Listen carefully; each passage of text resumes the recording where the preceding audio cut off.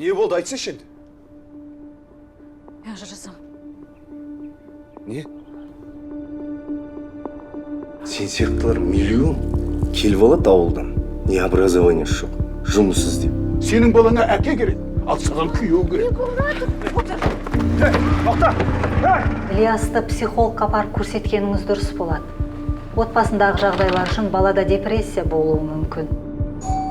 Жанар, что-то случилось? В смысле, мен няня? Мен сен просто ана нянялар агентствосынан келді деп айта салам, и все. Я к вам на собеседование пришла. Ты лучше ей в глаза не попадайся. Снежная королева, если что-то хочет сказать, она оставляет записку. Мне сенің жаңа няня. Димаш? С новой няни глаз не спускайте. А может, мы шаруамызда мини-бизнеске айналдырамыз? Қалай? Сен нянялар тауып отырасың. Сіздің балаңыз бар ма? Екі балам бар. 10 жасар ұлым бар. А мен болсам клиенттермен сөйлесем. Мен Нұргүл, Жанар. Өте қуаныштымын. Менеджер по подбору персонала. Терминус, они стопудово спят. Бұдыңды ашар! У меня будет общественный резонанс, но и рекламу сделаю. Это же наш общий бизнес. Әлде мен саған керек емес болып қалдым ба?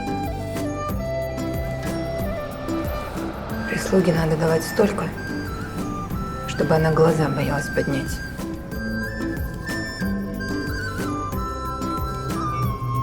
Либо на меня работай, либо вали отсюда, поняла?